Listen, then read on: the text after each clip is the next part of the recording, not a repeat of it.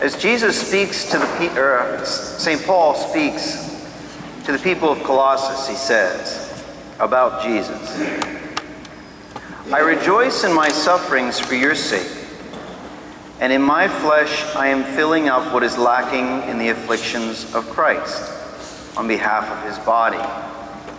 Now, when most people will read that, it brings to mind to them, what could possibly be lacking in the affliction of Christ? Because he was crucified. We know about his death. It doesn't seem anything's lacking there. But we have to put the punctuation really and the pauses in the right place. And so when he says, "I fill up in my own body what is lacking," pause, "in the afflictions of Christ." In other words, Christ suffered, but I'm not suffering nearly as much as he did. So I need to fill up in my body the afflictions that Christ had. That's what he's trying to do.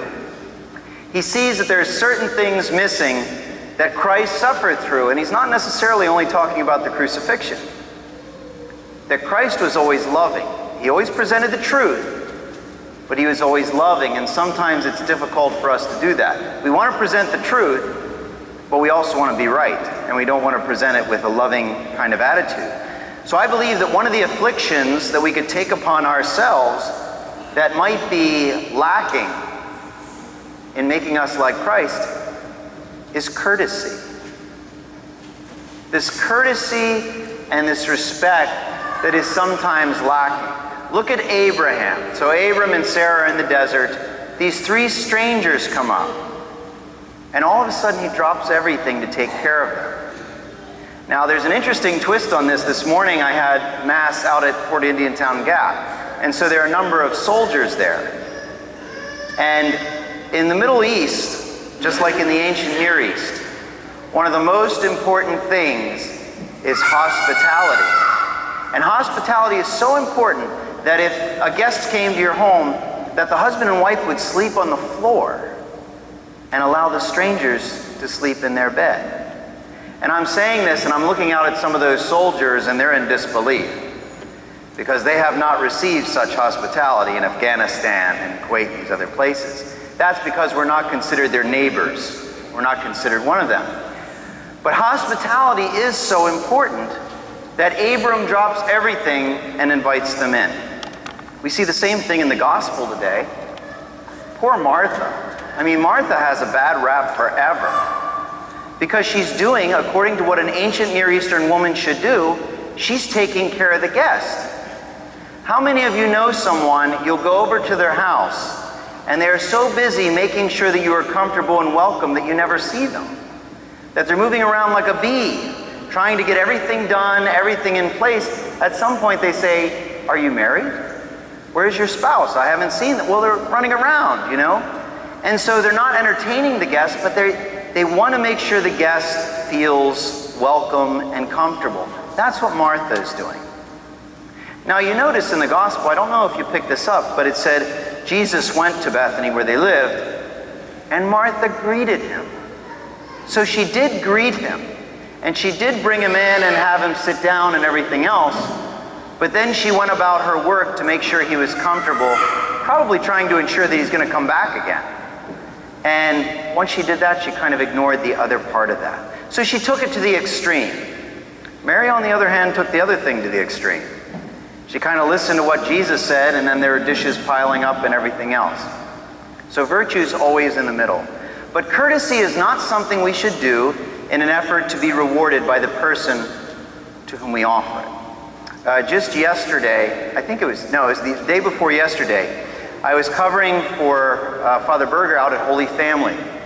And I came from Holy Family and I wanted to stop by Lowe's and pick up a few things because I had some work I was doing.